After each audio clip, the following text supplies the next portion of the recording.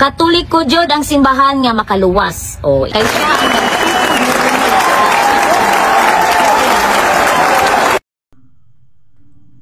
maayong adlaw kaninyong tanan. Tanaw na to kung tinuod ba nga giistorya sa babae nga ang Katoliko lang maoy makaluwas sa mga tao. Unsa man gyud ang makaluwas? Simbahan ba o si Jesus mismo?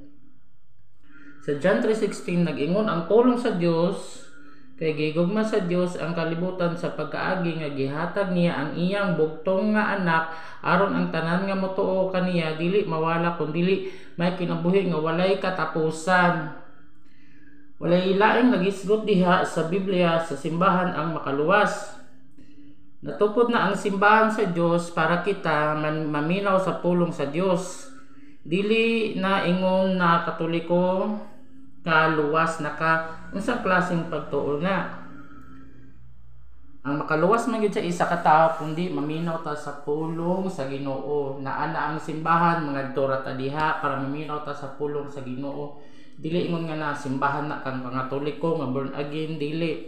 Kundi ang pulong sa Ginoo may makaluwas, dili ang simbahan. Ang simbahan mo adura ta. Kaya maminaw ta sa pulong sa Ginoo, mao na tinuod. Busa kita dili jud ta maminaw nga ingon nga ay simbahan ni makaluwas, dili. Kundi ang salita ng Dios ron. Mauran na.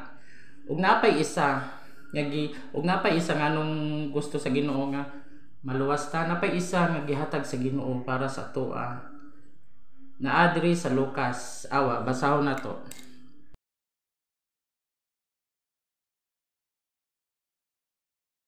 Napay isa nga gisulti sa Lucas 15:10. Mao ni ang giingon sa pulong sa Dios.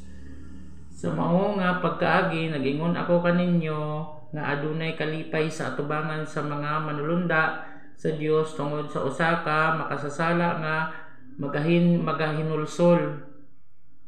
Isa lang ganin ang giingon sa Ginoo nga usa ka tawo nga makasasala nga maginulsol. Kabalo mo sa lang manulunda. Mauna ang mga anghel dito sa langit, mga anghel na sa Ginoo, anghel sa Dios. Kung kanang Lucas 10:15 malipay ang anghel sa Dios, basa lang gud tag Biblia aron ang pagtuo nato mulambo para ang pagtuo nato ba dili ta mailad mo na magbasa gyud tag Biblia.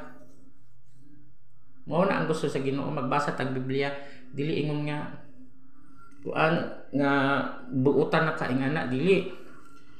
Kay kung ikaw nga tao nga makasasala, kung sincere imong kasing-kasing nga mangayo kag hinulsol sa imong kaugalingon kinasing-kasing nga mangayo kag sorry sa Ginoo, kay ang Ginoo mo tan-aw sa imong kasing-kasing kung sincere ba ka nangayog sorry sa iyaha.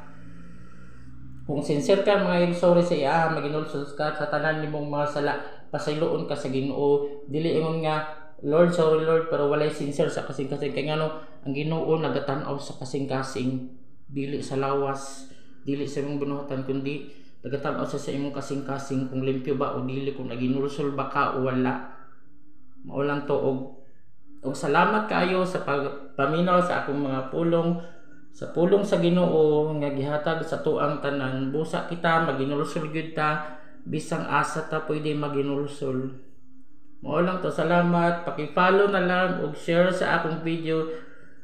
Og mao lang to. Bye bye.